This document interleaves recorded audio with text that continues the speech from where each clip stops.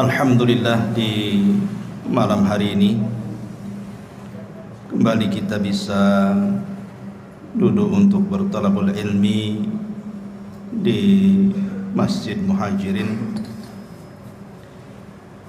Salawat dan juga salam tak lupa kita haturkan kepada Rasul kita Nabi besar Muhammad sallallahu alaihi wa ala alihi wasallam. Ma'asyiral muslimin yang dimuliakan Allah Azza wa Jalla, malam ini kita akan membahas biasa sirah para nabi. Tapi ada hal yang menarik untuk kita bahas di malam hari ini tentang 10 fitnah yang akan melanda di akhir zaman. Ma'asyiral muslimin yang dimuliakan Allah Subhanahu wa taala, Hudzaifah ibn al-Yaman radhiyallahu an suatu ketika bermajlis dengan Amirul Mukminin Umar ibn al-Khattab radhiyallahu an, sahabat-sahabat yang lainnya. Kemudian Umar radhiyallahu an mengatakan, ayyukum sami'a Rasulullah sallallahu alaihi wasallam yadhkurul fitan. Siapa di antara kalian yang mendengar dari Nabi sallallahu alaihi wasallam saat Rasul menyebutkan tentang fitnah-fitnah yang akan muncul? Faqala qaumun, maka sebagian para sahabat mengatakan, nahnu sami'na, ya kami mendengarnya. Faqala la'allakum ta'nuna fitnatar rajuli fi ahlihi wa jari. Maka Umar mengatakan, boleh jadi yang kalian sangkakan itu kalian mendengar soal fitnah seseorang, keluarga dan tetangganya. Maka sahabat yang lain mengatakan, ajal ya, tentu. Maka Umar mengatakan, tilka tukaffiruha as-salatu was-siyamu was-sadaqatu. Kalau hanya itu fitnah-fitnah yang kalian maksud, itu bisa dihapus dengan salat, puasa dan sedekah. Walakin, akan tetapi, kata Umar, yang aku tanyakan bukan itu. Ayyukum sami'an nabiyya sallallahu alaihi wasallam yadhkurul lati tamuju maujal bahri. Yang aku tanyakan adalah fitnah yang akan menghantam kalian seperti gelombang lautan yang akan menghempaskan kalian. Qala Hudzaifah, maka Hudzaifah berkata, fa askatal qaum, maka sahabat yang lain pun terdiam. Faqultu ana, kata Hudzaifah, aku tahu. Qala, maka Umar mengatakan, anta lillah wa abu. Wahai Hudzaifah, demi Allah, ceritakan fitnah itu. Maka Hudzaifah ibn al-Yaman mengatakan, sami'tu Rasulullah sallallahu alaihi wasallam tu'radul fitan 'alal qulubi kal hasiri 'udan 'udan fa ayyu qalbin ushribaha nukitat fihi nuqtatus sauda wa ayyu qalbin anqaraha nukita fihi nuqtatun bayda hatta tasira 'ala qalbaini 'alal abyad misli as-safa fala tadurruhu fitnatun ma damatis samawati wal ardh wal akharu aswad murbadan kal quzin muzakhiyah la ya'rifu ma'rufan wa la yunkiru munkaran illa ma ushriba min hawahu. Apa kata Hudzaifah? Kata Hudzaifah ibn al-Yaman radhiyallahu anhu, dia mengatakan, fitnah akan dihamparkan ke hati-hati setiap manusia seperti tikar dihamparkan sehelai demi sehelai. maka hati mana saja yang akan menyerapnya maka akan berbekas satu titik hitam padanya, dan hati mana saja yang mengingkarinya maka akan berbekas titik putih di hatinya. Sehingga keadaan hati manusia menjadi dua bagian. Ada hati yang putih bersih seperti batu licin yang tidak terpengaruh oleh fitnah selama langit dan bumi tegak, tapi juga ada hati yang hitam kelam berdebu seperti cangkir yang terbalik.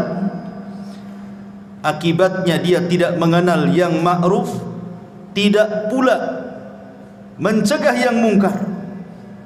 Dia hanya menyerap apapun yang bersumber dari hawa nafsunya. Hadis ini dikeluarkan oleh Imam Muslim dan yang lainnya. Perhatikan hadis ini ma'asyiral muslimin yang dimuliakan Allah Subhanahu wa taala. Nabi SAW menceritakan lewat lisan Hudzaifah Ibnul Yaman yang mendengar langsung dari Nabi, bahwa nanti fitnah itu akan dihamparkan di tengah-tengah manusia seperti tikar yang dihamparkan berhelai-helai. Kemudian kata Hudzaifah Ibnul Yaman, beliau mengatakan, fa ayyu qalbin usyribaha, siapapun yang kemudian punya hati dan menyerap fitnah itu, maka hatinya akan diletakkan titik hitam. Siapapun yang mengingkari fitnah itu, maka Allah akan letakkan titik putih di hatinya. Di sini Nabi SAW mengisyaratkan bahwa di akhir zaman akan banyak fitnah yang muncul, dan fitnah itu mengotori hati setiap manusia kecuali orang-orang yang Allah rahmati. Kenapa di sini Nabi SAW bicara soal hati? Karena masuknya fitnah itu dari hati. Masuknya fitnah itu dari hati. Makanya Rasul bercerita tentang hati. Karena kemuliaan manusia juga ada pada hati, sebagaimana kehinaan manusia juga ada pada hatinya. Lihat ketika Allah Subhanahu wa taala bersumpah dengan wattini wazzaitun wa turi sinina wa hadzal baladil amin. Allah bersumpah dengan apa? Dengan dua buah. Yang pertama tin dan zaitun. Yang kedua bersumpah dengan dua tempat, Tur, maksudnya bukit Tur di mana Musa mendapatkan Taurat, wa hadzal baladil amin, dan juga dengan Mekah. Apa kaitannya dua tempat dengan dua buah itu? Bukit Tur adalah bukit yang sangat suci, makanya Allah katakan muqaddasi tuah, bukit yang disucikan. Dan Mekah juga negeri yang disucikan oleh Allah Azza wa Jalla. Lalu apa kaitannya dengan tin dan zaitun? Tin dan zaitun itu maksudnya diarahkan ke Palestina, karena di Palestina inilah banyak tumbuh tin dan zaitun, maksudnya Masjidil Aqsa. Jadi Allah bersumpah dengan tempat-tempat suci. Aqsa tempat suci, Bukit Tur tempat suci, Mekah juga tempat suci. Kemudian setelahnya Allah Subhanahu wa taala bicara soal kondisi dua manusia. Manusia yang pertama fi ahsani taqwim, sebaik-baik ciptaan, dan manusia yang kedua aradatnahu fi asfala safilin, manusia yang direndahkan serendah-rendahnya, bahkan boleh juga lebih rendah dibandingkan binatang. Dari sini menunjukkan bahwa kebersihan hati itu bisa mengangkat derajat manusia, dan kekotoran hati itu bisa merendahkannya. Makanya Allah mengatakan qad aflaha man zakkaha wa qad khaba man dassaha. Sungguh beruntung orang-orang yang membersihkan hati, dan sungguh rugi dan tidak beruntung orang-orang yang mengotorinya. Ma'asyiral muslimin yang dimuliakan Allah Subhanahu wa taala, dari sini kita bertolak bahwa nanti di akhir zaman hati kita akan diuji dengan berbagai macam fitnah. Kalau hati kita mudah mendapatkan fitnah, maka Allah letakkan titik hitam dalam hati kita. Ketika semakin banyak titik hitam itu, maka hati akan susah dapat hidayah. Makanya Rasul mengibaratkan kalkuzi muzahiyah, seperti cangkir yang terbalik. Anda tahu cangkir? Inilah cangkir. Ini cangkir. Kalau dibalik, maka tidak akan ada lubang di belakangnya. Walaupun kita isi air cangkir yang terbalik itu, air tidak akan pernah masuk ke dalam cangkir itu. Begitulah hati yang hitam, dimasuki hidayah dia tidak akan masuk. Dia tidak mengenal yang ma'ruf, mereka justru malah kenal dengan yang mungkar. Setiap yang disuruh oleh hawa nafsunya dia terima. Dari sini ma'asyiral muslimin yang dimuliakan Allah Azza wa Jalla, manusia akan diuji dengan berbagai macam fitnah. Maka malam ini kita akan bicara tentang 10 fitnah akhir zaman. Ma'asyiral muslimin yang dimuliakan Allah Azza wa Jalla, sebelumnya kita akan membahas satu hadis dari Abi Hurairah radhiyallahu anhu. Nabi sallallahu alaihi wasallam bersabda, "Badiru bil a'mali fitanan kakita'il lailil mudlim. Yusbihu ar-rajulu fiha mu'minan wa yumsi kafira, wa yumsi mu'minan wa yusbihu kafira, yabi'u dinahu bi aradin minad dunya." Dari Abu Hurairah radhiyallahu anhu, Rasul bersabda, "Bersegeralah kalian memperbanyak amal saleh sebelum datang fitnah seperti penggalan gelap di malam hari." Di mana ada seseorang nanti di akhir zaman, paginya dia beriman, sorenya sudah kafir. Sorenya beriman, paginya pula dia kafir, karena menjual agamanya dengan kehinaan dunianya. Para ulama menyebutkan 3 faedah dari hadis ini. Pertama, hadis ini memberikan motivasi kepada kita agar bersegera untuk banyak-banyak beramal saleh sebelum datang waktu di mana kita tidak mampu beramal lagi.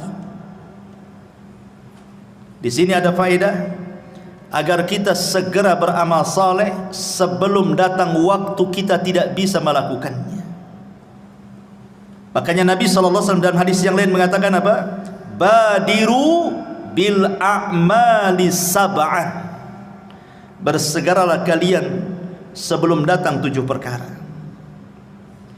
Hal tantadiruna illa faqran munsiyah, au ghinan mutghiyah, au maradan mufsidah, au haraman mufannida, au mautan mujhiza, au dajjal fasyarru ghaibin yuntadhar, awis sa'atu was sa'atu adha wa amar.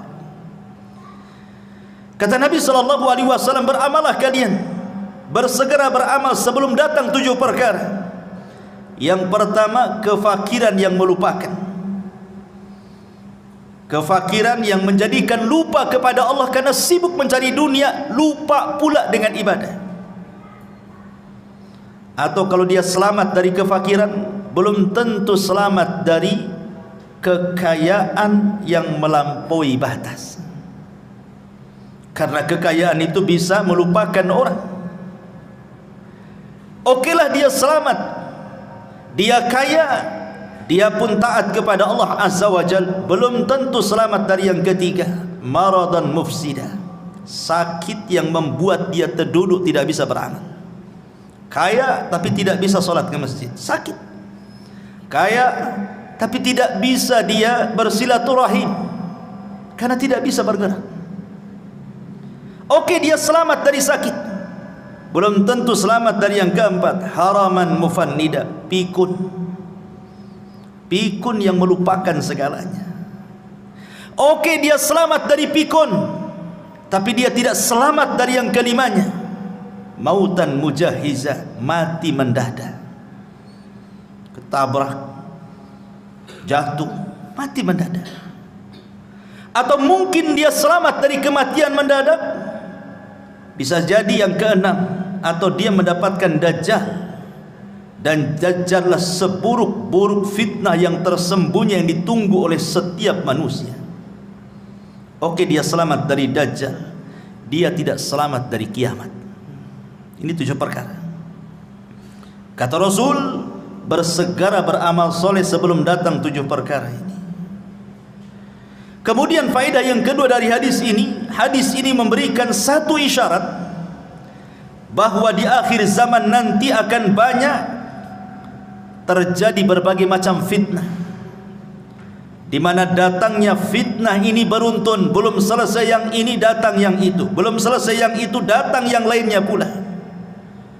Makanya Nabi SAW juga mengatakan, badiru bil a'mali sittan, bersegeralah kalian untuk beramal soleh sebelum datang 6 perkara. Imaratus sufaha, munculnya para pemimpin-pemimpin jahil yang merusak agama dan dunia. Kasratus syurat, banyaknya keamanan negara karena banyak kerusuhan di mana-mana. Wa bai'ul hukmi, jual beli hukum di pengadilan, membayar pengacara, membayar saksi, menyogok hakim. Istighfafan biddima, murahnya sebuah darah, pembunuhan mudah sekali, seolah-olah yang membunuh tidak tahu kenapa dia bisa membunuh, yang dibunuh makin bingung kenapa bisa dibunuh. Au qati'atir rahim, banyaknya orang memutus silaturahim. Au nasyun yattakhiduna al-Qur'ana mazamir, atau Al-Quran hanya disamakan dengan nyanyian. Orang mengundang orang itu untuk membaca Quran hanya untuk dinikmati lagunya, bukan untuk ditadaburi. Yuqaddimuna ahadahum liyughanniyahum wa in kana aqalluhum fikha, hanya diundang untuk mengaji, dinikmati lagunya walaupun dia tidak paham soal fikihnya. Dan fitnah ini banyak, ini hanya sekelumit bahwa Rasul akan menjelaskan di akhir zaman akan muncul yang seperti ini. Ini belum selesai, tumbuh yang itu yang selesai, datang pula yang lainnya, dan begitu seterusnya. Dan yang ketiga, zaman kita ini ikhwan adalah zaman fitnah, dan ujian serta manusia disibukkan dengan urusan dunia itu luar biasa. Dan ingat, kata Imam Ibnul Qayyim rahimahullah ta'ala mengatakan sumber fitnah itu 2, syahwat dan syubhat. Dan itu berasal dari 4 perkara: iblis, dunia, pemikiran sesat, dan hawa nafsu. Inilah yang kita akan bahas. 10 fitnah ini bersumber dari 4 perkara, yang dikerucutkan lagi bersumber dari 2 perkara, syubhat dan syahwat. Ma'asyiral muslimin yang dimuliakan Allah Subhanahu wa taala. Yang pertama, fitnatul mal, fitnah harta. Mengumpulkan harta ikhwan tidak tercela. Tidak, Al-Quran dan Sunnah tidak mencela orang mengumpulkan harta, karena manusia itu memang difitrahkan cinta dengan harta. Allah mengatakan, wal 'adiyati dhabha fal muriyati qadha fal mughirati subha fa atharna bihi naq'an fa wasatna bihi jam'an innal insana li rabbih lakanud wa innahu li hubbil khairi lasyadid. Manusia itu cinta kepada harta luar biasa. Artinya setiap manusia difitrahkan cinta harta. Tidak ada manusia yang tidak cinta harta. Dusta kalau ada orang enggak cinta harta itu. Semua orang cinta harta. Tetapi ma'asyiral muslimin, walaupun mengumpulkan harta tidak tercela secara mutlak, akan tetapi perlu diingat bahwa di dunia ini bukan tempat kita tinggal. Artinya kalau ada orang dari muda sampai tua hartanya banyak, sampai mampu kembali apa saja yang ia kehendaki, tetap saja dunia itu pendek bagi dia. Ada masanya dia meninggalkan harta itu. Makanya Abdullah ibn Abbas radhiyallahu anhuma mengatakan, "Lau anna libni Adam wadiyan min dhahabin ahabbu an yakuna lahu wadiyani walan yamla'u fahu illa turab wa yatubullahu ala man tab." Kalaulah anak Adam ini meminta satu lembah emas dan Allah berikan, pasti dia berkehendak untuk mendapatkan lembah-lembah emas yang lainnya. Itulah fitrah manusia. Ada orang yang berkeinginan, saya kalau sudah punya rumah, punya kendaraan, punya ini, punya itu, sudahlah, saya akan tenang-tenang, saya akan menikmati. Rupanya tidak juga. Setelah keinginannya tercapai, rupanya makin gila lagi keinginannya. Begitulah harta, ikhwatu fiddin, muliakan Allah subhanahu wa ta'ala, menjadi fitnah. Fitnah bagi pemiliknya. Ma'asyiral muslimin yang dimuliakan Allah azza wa jalla, dari segi mana fitnahnya harta itu? Begini ikhwan, kenapa harta menjadi fitnah itu? Kalau orang terus mencari harta, keinginannya tercapai, rumah sudah kebeli, kendaraan sudah kebeli, dia pun mampu membuat usaha, hartanya banyak. Terkadang manusia takut kalau seandainya kekayaannya hilang. Ketika ada kekhawatiran hilang hartanya, inilah kemudian dia berubah menjadi jahat. Makanya Allah subhanahu wa ta'ala mengatakan, wa minhum man ahadallah la in atana min fadli lanasaddaqanna wa lanakunanna minas salihin falamma atahum min fadlihi bakhilu bihi wa tawallaw wa hum mu'ridun. At-Taubah 75-76. Ada di antara manusia yang berjanji kepada Allah subhanahu wa ta'ala, kalau Allah memberikan kepadaku harta yang banyak, aku akan sedekah, aku akan menjadi orang baik. Ketika Allah berikan betul-betul harta itu, apa yang terjadi? Bakhilu bihi, dia pun menjadi orang yang paling bakhil. Kemudian watawallaw wa hum mu'ridun, dia pun berpaling dan tidak mau dekat dengan Allah subhanahu wa ta'ala. Disitulah letak fitnahnya. Orang kalau sudah kemudian punya harta, takut pula dia kehilangan harta. Karena dia takut kehilangan harta, bukan dia yang kuasai harta, harta pula menguasai dia. Disitulah bahayanya. Makanya ketika Allah subhanahu wa ta'ala menguji kita dengan zakat dan sedekah, perhatikan, terkadang kita harus memberi zakat dan sedekah kita ini kepada orang yang tidak ada kait mengait dengan usaha kita. Orang yang kita kasih itu terkadang dia tidak membantu usaha kita, bahkan mungkin gak kenal kita dengan dia, tapi kita dituntut memberinya, padahal dia tidak punya andil dengan kekayaan kita. Itu ujian harta namanya. Bisa kita memberi kepada orang yang tidak kenal dengan kita. Lain kalau seandainya kita memberi pekerja dalam usaha kita, wajar karena dia andil dalam usaha kita. Ini orang nggak pernah kerja sama kita, nggak pernah memberi modal sama kita, kenal pun tidak, tahu-tahu menjulurkan tangannya minta sedekah dari kita. Di sini diuji oleh Allah, mau memberi atau tidak. Disinilah fitnah harta itu muncul. Makanya Qarun adalah orang yang paling dekat dengan Nabi Musa, ahli dan pakar Taurat. Ketika membaca Taurat paling indah suaranya. Orang suka dengan Qarun. Itu lagi miskin-miskinnya. Setelah dibentangkan kekayaan kepada Qarun, mulailah dia jahat. Kalla innal insana la yatgha an ra'ahu istaghna. Sekali-kali jangan begitu. Terkadang ketika Allah bentangkan kehidupan dunia, melampaui batas pula anda. Ketika Nabi Musa disyariatkan zakat, kemudian menyuruh orang untuk mengambil zakat dari Qarun, apa kata Qarun? Innama utituhu ala ilmin indi. Enak saja kau datang ngambil zakat dariku, sementara kekayaanku ini hasil jerih payahku, lelah letih aku mencarinya. Qarun menjadi bakhil. Ma'asyiral muslimin yang dimuliakan Allah azza wa jalla, inilah fitnah harta yang sangat bahaya. Makanya Rasul mengatakan, likulli ummatin fitnah wa fitnatu ummatil mal. Setiap umat itu ada fitnahnya, dan fitnah umatku adalah harta, kata Nabi sallallahu alaihi wasallam. Ma'asyiral muslimin yang dimuliakan Allah Subhanahu wa taala. Apalagi kalau kita lihat di zaman sekarang ini. Zaman globalisasi. Zaman di mana orang mampu mengakses yang jauh menjadi dekat. Tontonan setiap hari kita bisa lihat di televisi, YouTube dan semua media-media massa. Lihat yang dipertontonkan di hadapan kita. Terkadang sinetron-sinetron, film-film semua bicara kemegahan.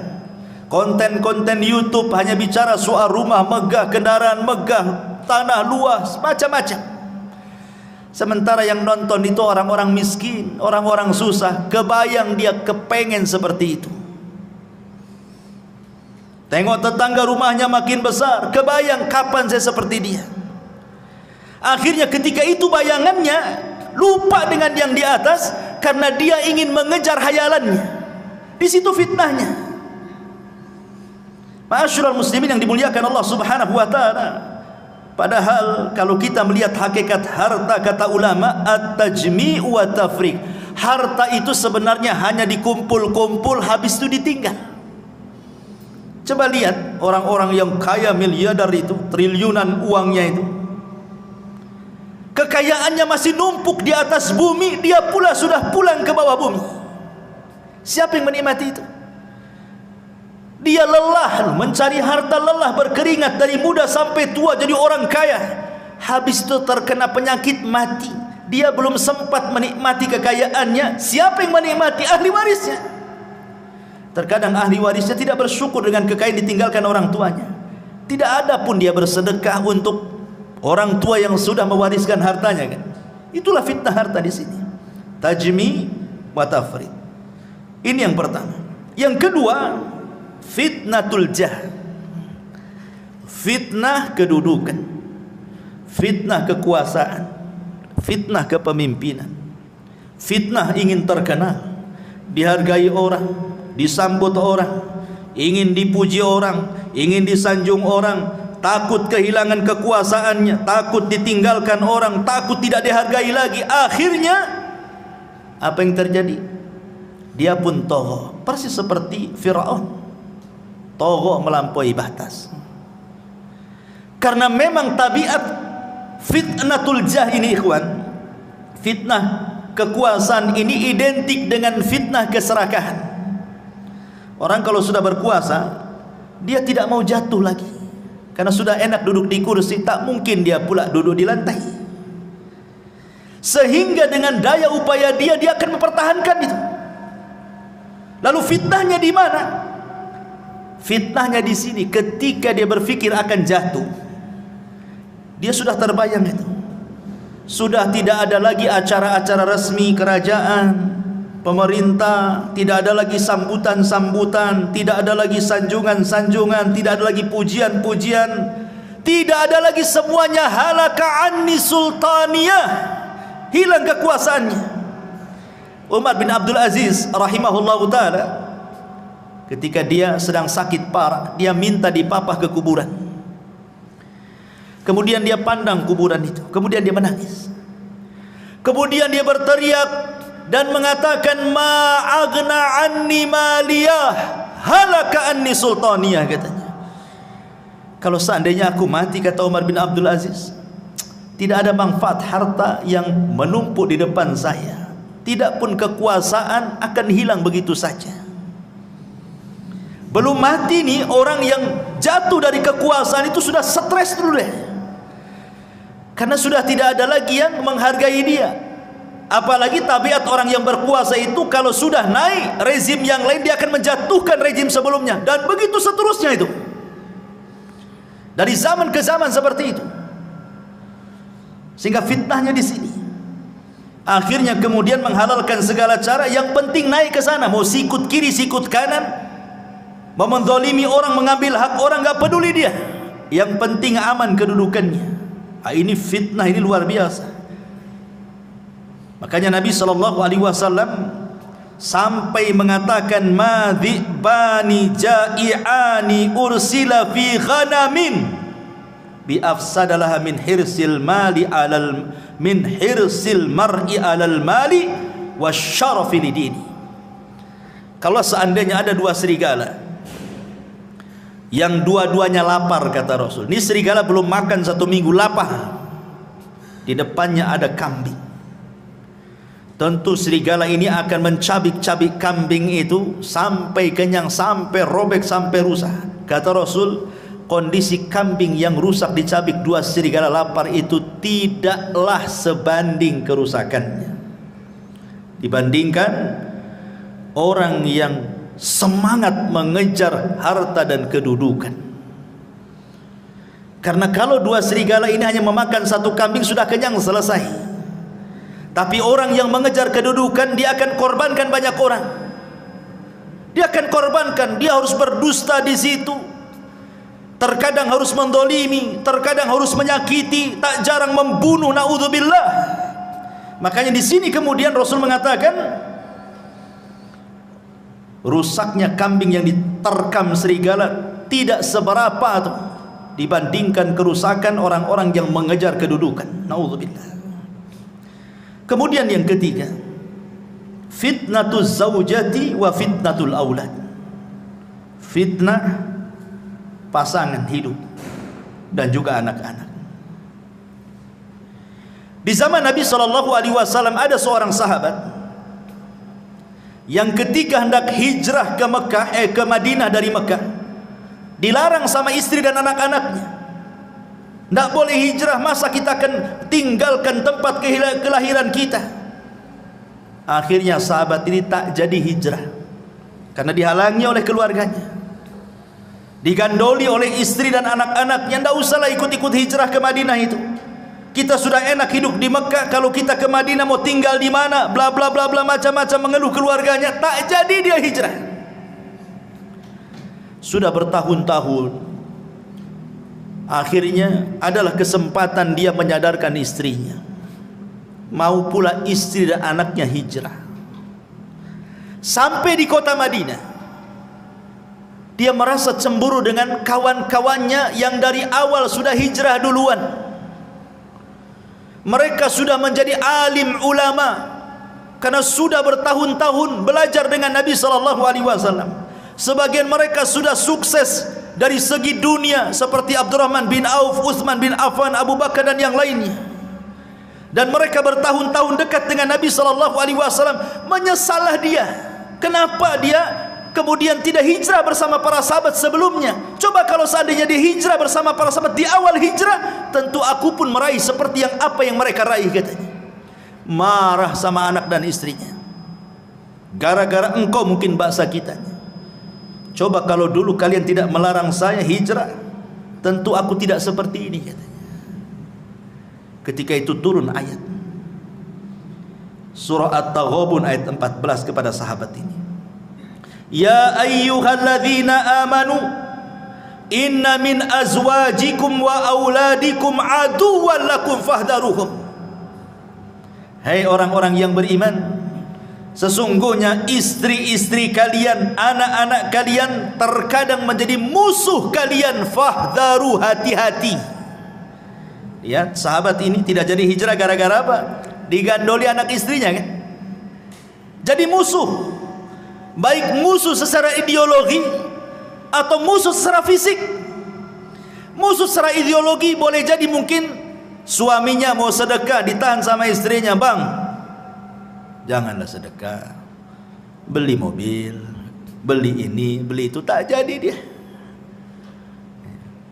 Anaknya kepengen ini, kepengen itu, tak jadi dia. Terkadang kebutuhan keluarga sudah dicukupi sebenarnya, bahkan lebih dari kecukupannya. Terkadang istri melarang kita untuk menginfakkan harta kita, padahal kita yang cari. Terkadang anak-anak juga demikian. Itu secara ideologi itu. Secara fisik ya sudah, na'udzubillah, banyak kita lihat di YouTube ada anak membunuh orang tuanya. Entah apa salah orang tuanya, kenapa sampai dibunuhnya. Akhirnya ketika sahabat ini mau marah kepada keluarganya ini, maka Allah Subhanahu wa taala katakan, wa in ta'fu wa tasfahu wa taghfiru fa innallaha ghafurun. Kalau engkau maafkan anak istrimu, kau berlapang dada, kau ampunilah kesalahan mereka, Allah zat yang maha pengampun lagi maha pengasih. Akhirnya dimaafkan. Ya sudahlah, sudah kadong begitu bahasa kitanya. Lihat, karena begini ikhwan, fitnah istri dan anak-anak itu terkadang kita ini mencintai Allah dan Rasulnya. Kita orang Islam pasti kita cinta dengan Allah, cinta dengan Rasulnya. Tapi terkadang kecintaan kita kepada Allah dan kepada Rasulnya ini tidak lebih besar dibandingkan kecintaan kita kepada istri dan anak kita. Itu masalahnya. Buktinya saja, ada orang kepala rumah tangga lah, anaknya tertidur di waktu subuh. Mungkin anak itu baru safar dari mana gitu, sudah besar anak itu. Kemudian malamnya ngobrol sampai kemudian dia baru 1 jam subuh baru tidur. Kemudian bapaknya ingin bangunkan anak itu sholat subuh. Apa kata istrinya? Janganlah pak, kata. Anak itu baru datang capek, baru 1 jam dia tidur, biarkanlah dia tidur, kata. Akhirnya kemudian suaminya sholat subuh sendiri, anaknya ngorok sampai terbit matahari. Kenapa orang tua ini membiarkan anaknya seperti itu? Karena sayangnya dia kepada istrinya dan sayangnya kepada anaknya. Itu di dunia. Di akhirat dia tidak sadar anak itu yang menyeret dia ke neraka. Ma'asyiral muslimin yang dimuliakan Allah Azza wa Jalla. Terkadang kita bapak-bapak ini dibuat durhaka dengan orang tua gara-gara istri. Banyak laki-laki yang durhaka dengan orang tua gara-gara istrinya kan? Padahal hak kita kepada orang tua itu porsinya lebih besar dibandingkan hak kita kepada istri kita. Kalau seandainya ada uang 1 juta, kemudian di situ ada 2 orang, 1 orang tua, 1 istri, kemana uang ini saya sedekahkan? Kata Rasul, Allah berfirman, yas'alunaka madza yunfiqun, qul ma anfaqtum min khairin falil walidaini. Mereka bertanya-tanya kepadamu, wahai Muhammad, kalau saya punya uang kemana saya sedekahkan?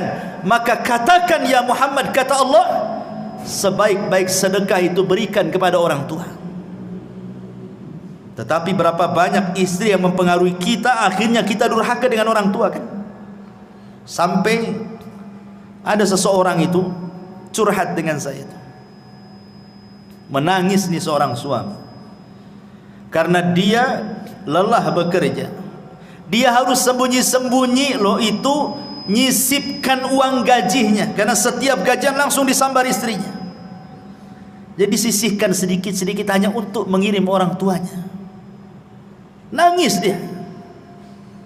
Kenapa harus izin sama istrinya? Dia yang cari kerja. Tidak boleh seorang suami seperti itu, dan tidak pun layak istri seperti itu. Masa kemudian suami disudurhaka dengan orang tuanya? Itulah kadang-kadang fitnah istri seperti itu kan. Atau lebih daripada itu, dibuatnya kita ini memutus silaturahim dengan kerabat. Setiap mau ngirim, mau ngasih bantuan, istri pula tak boleh kan. Akhirnya terputuslah silaturahim. Naudzubillah. Terkadang juga bisa bertengkar dengan tetangga lo gara-gara istri dan anak-anak kan Pak ya. Padahal yang salah anak kita sebenarnya. Kalau kita mau meneliti kasusnya, yang salah itu anak. Tapi kita kadang orang tua terpengaruh dengan sayangnya kepada anak, dilabraknya tetangga. Anaknya sudah akur salaman dengan sesama anaknya, kita pula 7 turunan dendamnya tak habis-habis.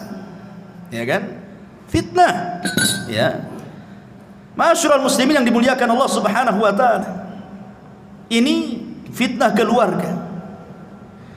Kemudian yang tak kalah parahnya lagi ada namanya fitnatun nisa. Ini yang keempat, fitnah perempuan. Nabi SAW bersabda dalam hadis Muslim dan juga dikeluarkan Imam Bukhari, ma taraktu ba'di fitnatan adarru ala rijali minan nisa. Tidak ada yang aku tinggalkan setelahku fitnah yang lebih besar dibandingkan fitnah wanita. Kita lihat Adam dicipta dari apa? Dari tanah. Kalau Hawa dicipta dari siapa? Dari tulang rusuk Adam. Ahli tafsir mengatakan saat Adam tertidur, diambil tulang rusuk yang paling bengkok, yang paling atas, yang dekat dengan jantung, diambil kemudian diciptakan Hawa. Kenapa saat tidur Adam diambil tulang rusuknya? Supaya Adam tidak benci dengan istrinya. Makanya saat tertidur diambil dan tidak terasa. Pas bangun nampak pula Hawa sudah di depan dia. Artinya tabiat laki-laki karena terbuat dari tanah, makanya dia bergelut dengan tanah kan. Antum yang bangun rumah, bangun ini, bangun itu untuk istri kan, ya, dari tanah. Rumah antum dari apa? Dari tanah lah. Dari pasir, dari apa-apa, semua dari tanah. Karena kita laki-laki tercipta dari tanah kan, makanya kita bangun rumah. Karena istri tercipta dari tulang rusuk yang dekat dengan jantung, makanya fungsi istri itu menenangkan. Itu kalau yang berakal. Dapat pula istri yang tak berakal, habis lantung. Karena dia dekat jantung kan, diciptakan dari tulang rusuk yang paling bengkok, makanya dia dekat jantung untuk memberikan motivasi kepada suaminya. Tapi ternyata banyak pula kemudian wanita-wanita itu yang tidak bersyukur dengan suaminya. Ini masih mencakup fitnah wanita, tapi masih istrinya, masih istri kita maksudnya. Begini teman,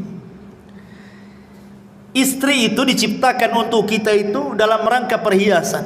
Jadi wanita itu sebenarnya perhiasan bagi laki-laki. Makanya ketika Nabi SAW mengatakan sebaik-baik perhiasan itu adalah istri yang salehah kan gitu. Karena wanita itu perhiasan bagi laki-laki. Laki-laki lebih suka memandang perempuan dibandingkan barang-barang antik lainnya, ya kan? Antum lebih suka memandang perempuan dibandingkan celana bagus, tas bagus, walaupun bermerek itu nggak tertarik. Coba dipajangkan satu perempuan yang cantik, nggak berkedip antum. Kalau sama celana berkedip-kedip lah. Ya. Karena memang wanita diciptakan jadi perhiasan bagi laki-laki. Makanya kenapa kenikmatan laki-laki itu lebih banyak dikasih perempuan di sorga. Karena memang difitrahkan laki-laki itu hanya suka perempuan. Kalau yang lain bosan, kalau perempuan gak akan bosan. Berbeda dengan perempuan. Perempuan itu bukan satu-satunya kenikmatan laki-laki. Ya, dia juga difitrahkan cinta dengan kita. Tapi kecintaannya bercabang. Ya cinta dengan suami, ya cinta dengan perhiasan, ya cinta dengan baju, dengan pakaian, dengan macam-macam. Makanya kenikmatan di sorga pun bercabang-cabang dia. Dia tidak dikasih bidadara banyak-banyak, satu aja suaminya. Karena di dunia saja perempuan itu dia tidak begitu suka dengan laki-laki. Ya suka kadang, tapi juga ada yang lain yang disukai dia. Makanya lihat perempuan itu, kalau antum kasih hadiah baju senang luar biasa kan.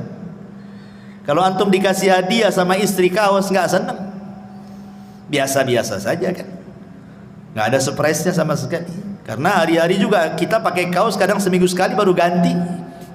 Kalau perempuan kan dikit-dikit ganti, dikit-dikit ganti. Ada pakaian dapur beda dengan pakaian keluar, beda dengan pakaian kearisan, beda dengan pakaian ke pasar, dan begitu seterusnya kan. Laki-laki mana peduli, mau ke undangan ya itu, mau sholat ya itu, mau tidur ya itu gitu. Gak peduli dia. Ma'asyiral muslimin yang dimuliakan Allah Azza wa Jalla, masalahnya ikhwan, di mana letak fitnah nih perempuan? Yang dimaksud dalam hadis ini, maksudnya di sini bukan istri kita, tapi perempuan yang tidak ada kait mengait dengan kita. Karena begini, ada satu kisah, ini sering saya ceritakan, tapi di sini belum. Abu Abdillah Al-Laghawi rahimahullahu ta'ala, seorang ulama salaf. Abu Abdillah Al-Laghawi rahimahullahu ta'ala bercerita, di zamannya ada anak muda. Anak muda ini rajin sholat, tidak lepas baca Quran, hadir terus di majelis ta'lim, pokoknya anak muda soleh. Dia berjalan melewati satu gereja. Rupanya di dalam gereja itu ada seorang wanita biarawati yang sangat cantik sekali. Entah kenapa pandangannya tertuju kepada wanita itu. Begitulah bapak-bapak, ya, tak sabar kalau melihat yang bening-bening, langsung dituju matanya ke situ. Ya. Akhirnya kemudian setiap hari lewat gereja itu, setiap itu pula dia menatap wanita itu. Setan masuk, panah cinta masuk ke yang perempuan dan masuk pula ke yang laki-laki. Akhirnya mulai saling mengirim surat karena tidak berani dia mendekat gereja. Surat dibalas surat, perjanjian dibalas janji, ketemu dibalas ketemu, akhirnya ngobrol, jatuh cinta, kemudian kepengen menikah. Cintanya kuat luar biasa. Masalahnya, yang satu muslim, yang satu Nasrani, biarawati lagi, tidak bisa menikah kecuali dia keluar dari petugas gereja. Sakitlah anak muda ini karena terus terpikir dengan wanita itu, sampai akhirnya sakitnya memarah, tidak mau makan, tidak mau minum, kurus, akhirnya sampai ke sakaratul maut, mati gara-gara cinta. Sebelum dia mati, ini Abu Abdillah Al-Laghawi ini menceritakan kisah ini. Dia datang, dia mengatakan, zurtu ilaih, aku menziarahi laki-laki itu, kemudian aku ajak dia berdakwah menuju kepada Allah, mengingatkan rahmat Allah untuk bertobat kepada Allah Azza wa Jalla. Tapi di luar pemikiran Abu Abdillah Al-Laghawi, rupanya laki-laki ini mengatakan, ya Imam, kamu tahu kasusku dengan wanita itu, katanya. Aku cinta berat dengan wanita itu, katanya, dan aku tidak mungkin dipisahkan dengan wanita itu. Kalau Allah Subhanahu wa ta'ala haramkan aku tidak berjumpa di dunia, maka jangan pula Allah haramkan aku berjumpa di akhirat, katanya. Kata Imam Abu Abdillah, lalu gimana caranya? Kau akan berjumpa di akhirat? Di luar pemikiran Abu Abdillah, tiba-tiba dia mengatakan, kafartu bidini wa amantu bidiniha. Ya Imam, saksikan sebelum wafatku, aku kufur dengan agamaku dan aku beriman dengan agama wanita itu, katanya. Dikiranya dengan cara seperti itu dia akan berjumpa di akhirat? La haula wala quwata illa billah. Masalah ini oleh Imam Abu Abdillah Al-Laghawi disembunyikan, tidak mau diceritakan sama orang, sampai setahun berlalu. Rupanya nasib wanita itu sama pula dengan nasib laki-laki ini. Dia kepikiran laki-laki itu, akhirnya kemudian kurus kering, tidak makan, tidak minum, sakit, sampai pun hampir sakaratul maut. Ini Abu Abdillah Al-Laghawi ini mencoba ziarah kepada wanita itu yang masih Nasrani itu, karena sakit parah memikirkan si bujang tadi. Kemudian kata Imam Abu Abdillah, masya'nuki ya fulana, ada apa dengan kamu, kenapa seperti ini? Kata wanita ini, engkau sudah tahu kasusku dengan anak muda muridmu itu, wahai Imam. Aku cinta dengan dia. Janganlah Allah Subhanahu wa ta'ala pisahkan aku di akhirat. Sudahlah Allah pisahkan aku di dunia, jangan pula Allah pisahkan aku di akhirat. Kata Imam Al-Laghawi, lalu bagaimana caranya? Amantu bidinihi wa kafartu bidini. Aku beriman dengan agama dia dan aku kufur dengan agamaku. Subhanallah, terbalik-balik. Lihat, dia sudah Allah pisahkan di dunia, Allah pisahkan pula di akhirat. Enggak ketemu tuh. Di dunia sudah dipisahkan, di akhirat pun dipisahkan. Kenapa? Yang satu mukmin, yang satu kafir, kan gitu ya. Begitulah takdir, ikhwan. Istidraj syaitan namanya. Hati-hati. Ya. Makanya dulu saya punya tetangga, kan pernah cerita di sini. Saya masih tinggal di Batam Center itu. Kasusnya kurang lebih dengan kasusnya yang diceritakan Abu Abdillah Al-Laghawi ini. Tetangga, depan-depanan rumahnya. Dia seorang wanita muslimah menikah dengan laki-laki Nasrani karena kaya. Akhirnya dia masuk Nasrani wanita ini, sampai punya anak banyak. Walaupun nasihati sama istri juga tak dengar juga. Qadarullah pula, suaminya ini ada hubungan dengan perempuan yang ketiga, dan yang ketiga ini wanita muslimah. Ketahuan, cekcok, cerai. Akhirnya si laki-laki ini menikah dengan wanita muslimah, tapi syaratnya dia harus mu'alaf. Pertama, dia memurtadkan orang. Sekarang dia menikah dengan wanita muslimah, dia pula yang murtad dari agamanya masuk ke dalam Islam. Terbalik-balik dunia, ikhwan. Inilah dunia dalam berita namanya. Ya. Ma'asyiral muslimin yang dimuliakan Allah Azza, begitulah hidayah. Makanya fitnah perempuan ini sampai kepada taraf kufur. Sampai seorang ulama bercerita dulu ada seorang hafidul Quran, betul-betul menghafal Quran, hafal Quran di kepalanya. Ketika dia ikut jihad perang melawan tentara orang-orang Nasrani, dalam Islam kan wanita tidak disuruh perang. Wanita itu ikut perang ya untuk mengobati orang yang keluka, masak dan begitu seterusnya kan dalam peperangan. Tapi maju di front terdepan itu tidak ada wanita dalam Islam seperti itu. Tapi orang-orang kafir biasa, mereka tentara wanita itu di depan. Rupanya anak muda yang hafal Quran ini digoda pula oleh salah satu tentara wanita Nasrani, diteriaki. Akhirnya entah kenapa kemudian masuk pula kesukaan laki-laki ini kepada wanita Nasrani, padahal musuh perangnya itu. Sampai dia terbayang-bayang satu malam tak bisa tidur. Kemudian dia mengintai-ngintai di manalah tenda wanita itu, padahal musuhnya tuh. Setan masuk betul pada hatinya. Sampai dia datang kepada komandannya yang Nasrani itu, ditunjukkan di mana wanita itu. Tapi kata komandannya, tidak bisa, kau ini seorang muslim, kau musuhku katanya. Kata laki-laki anak muda ini, gimana caranya agar aku bisa ketemu dan kenalan dengan wanita itu? Gampang, murtad dari agamamu, jadilah kau Nasrani, kau jodohkan kau dengan dia katanya. La haula wala quwwata illa billah. Betul. Akhirnya dia murtad, hafal Quran, murtad, jadi Nasrani gara-gara perempuan. Kemudian menikah. Setelah beberapa tahun berjumpalah dengan kawan-kawan yang muslim ini.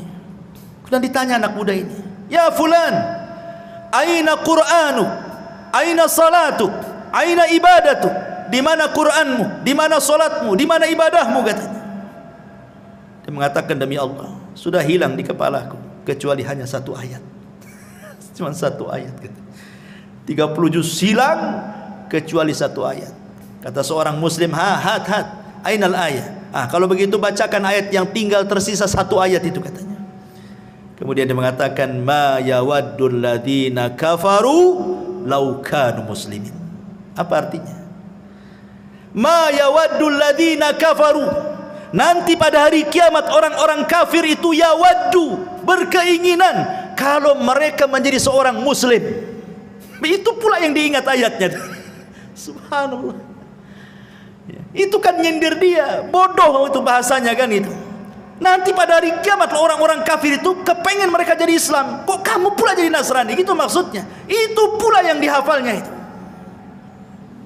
Makanya dahulu ada seorang alimin ulama ahli sunnah namanya Imran ibn Hittan. Ini seorang ulama tabi'in yang menceritakan Muhammad ibn Sirin, seorang alimin ulama tabi'in. Imran ibn Hittan ini seorang pakar hadis, pakar tafsir, pakar syair dan macam-macam ilmu, sampai dijuluki ulama hadis di zaman itu. Tertarik dengan seorang wanita. Wanita ini anak daripada pamannya, sepupuan dengan dia, cantik jelita. Masalahnya satu keluarga pamannya khawarij semuanya, bahasa kitanya teroris semuanya. Dinasihatilah oleh kawan-kawan, ya Imran, jangan menikah dengan dia, nanti kau keseret dengan khawarij katanya. Kata Imran bin Hittan, nah tidak, nggak mungkin. Aku sudah kokoh dengan akidah ahli sunnahku, tidak mungkin aku masuk khawarij. Dinasihati tak bisa.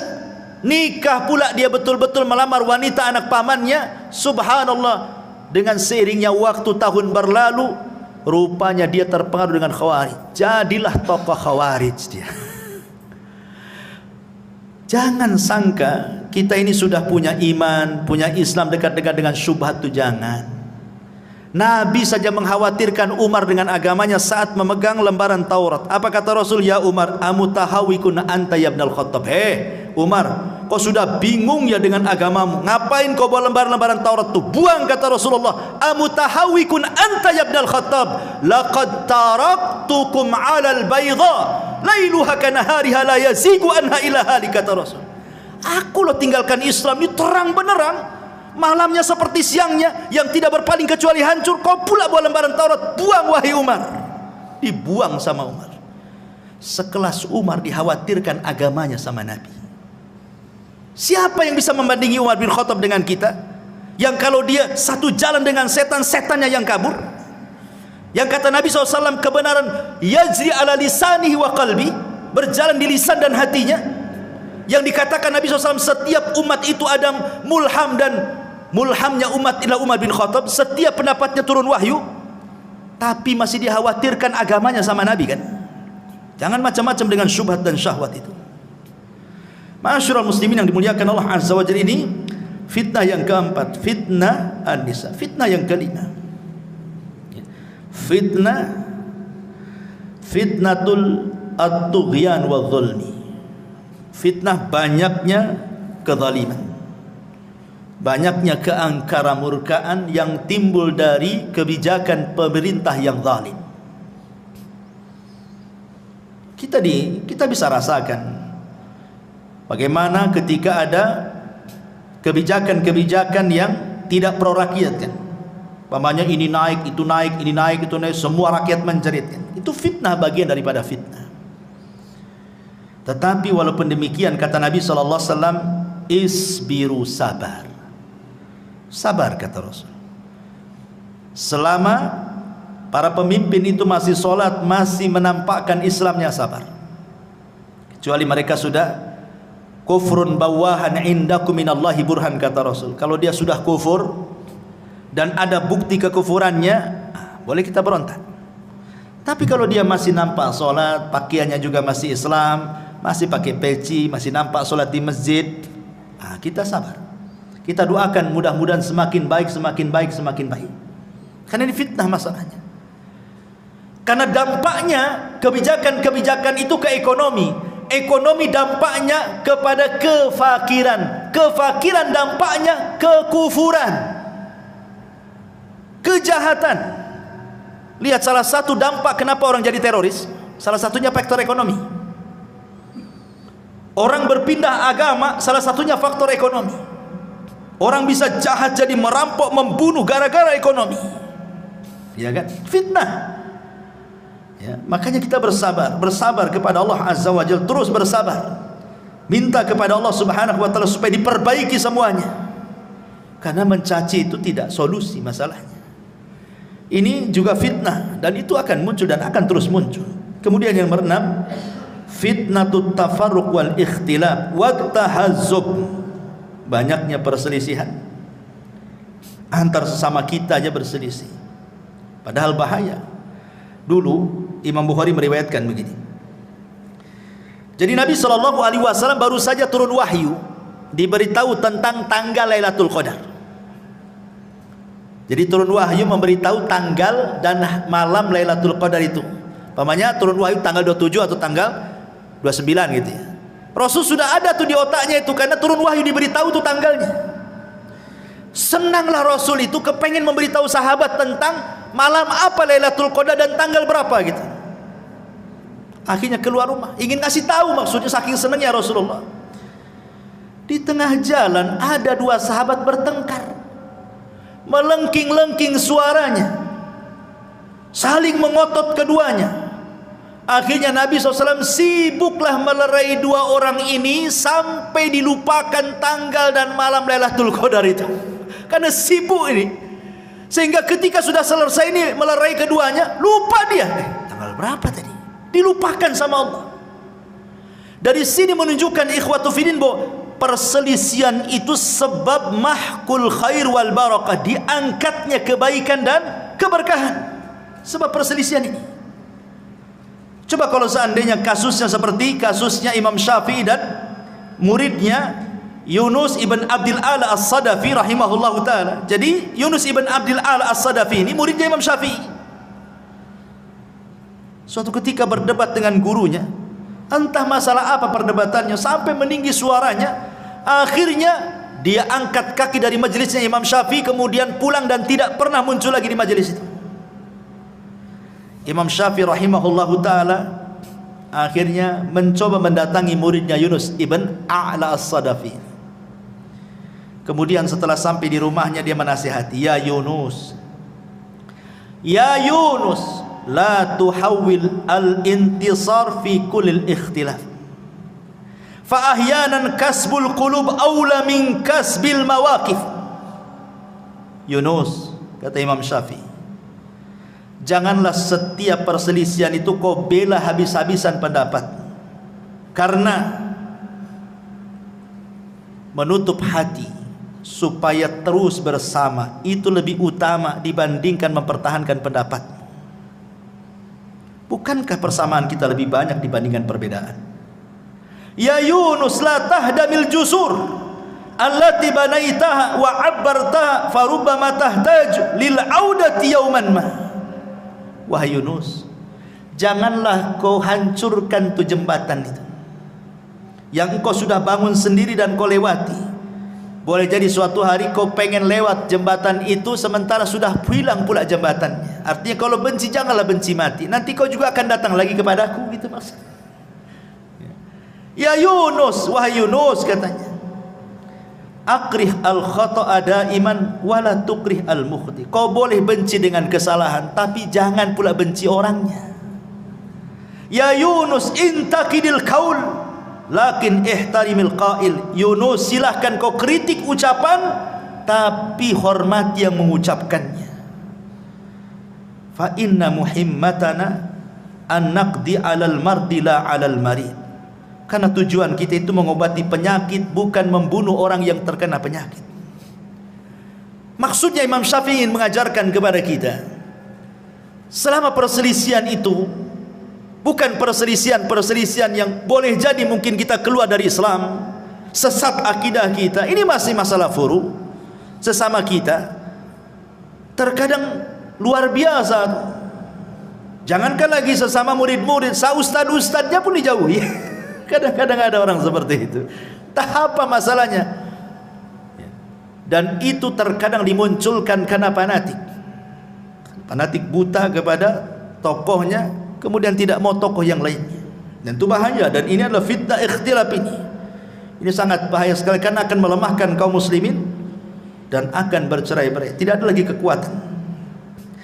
Kemudian yang nomor 7, fitnatu a'immatil mudillin. Fitnah munculnya para duat yang menyesatkan manusia. Kata Rasulullah sallallahu alaihi wasallam, innama akhwafa ma akhafu alaikum al munafiqu alimul lisan. Sesuatu yang paling aku khawatirkan, kata Rasul, sesuatu yang paling aku takutkan, kata Rasul, munculnya para munafik yang lihai cara berbicara, pandai berdiplomasi, ngomongnya luar biasa, tapi isinya kesesatan semuanya. Makanya kita kadang-kadang lihat YouTube kan, banyak kali jadi ustad-ustad dadakan itu, macam-macam itu seruannya. Sampai saya pernah ceritakan kan, ada seorang dai di Malaysia itu sampai mengklaim dia bisa menyelamatkan murid-muridnya dari neraka kan. Masuklah ke jamaah saya, kalau kalian masuk neraka akan kulempar serbanku, tinggal tangkap ku masukkan ke surga. Katanya enak kali masuk surga, ada jaminan pula masuk jamaah dia. Ini multi level marketing atau ajaran Islam ini ya. Mau cari-cari banyak orang, bukan begitu ya. Bukan semudah orang itu naik surga. Naik surga itu darajat, naik susah. Kalau nerakanya darokat, tinggal jegur saja. Tak perlu belajar masuk neraka itu, tak perlu sekolah tinggi-tinggi, beli saja minum khamar, minum masuk neraka. Ma'asyiral muslimin yang dimuliakan Allah Azza wa Jalla. Kemudian juga karena waktu juga, yang ke-8, fitnatul qatli, fitnah pembunuhan yang disebut dengan al-haraj. Orang mudah membunuh. Di zaman sekarang orang mudah membunuh. Kata Nabi SAW, al-qatil la yadri fima qatal wal maqtulu la yadri fi ma qutil. Orang yang membunuh bingung kenapa dia bisa membunuh, orang yang dibunuh pula bingung kenapa pula bisa dibunuh. Enggak jelas alasannya, main bunuh-bunuhan begitu saja. Gara-gara waris, ya kan? Gara-gara masalah utang piutang, bunuh-bunuhan. Gara-gara soal dendam, bunuh-bunuhan. Macam-macam. Cemburu suami istri cerai, dibunuh pula istrinya. Begitu seterusnya, ya. Kemudian yang nomor 9, ini yang paling bahaya. Fitnatuddin, fitnah agama. Makanya kenapa Nabi SAW berdoa kepada Allah, Allahumma la taj'al musibatana fi dinina. Ya Allah, jangan jadikan musibah itu terkena kepada agama. Silahkan kau uji anakku, istriku, hartaku, usahaku, silahkan, tapi jangan diuji agamaku. Karena kalau sudah yang diuji agama ini bahaya. Orang bisa kufur, bisa syirik, bisa macam-macam, enggak akan bahagia dunia akhirat. Makanya banyak-banyak berdoa kepada Allah, Allahumma la taj'al musibatana fi dinina. Ya Allah, jangan kau jadikan musibahmu menimpa agama. Dan yang terakhir tentu fitnah yang merangkum semua fitnah. Apa itu?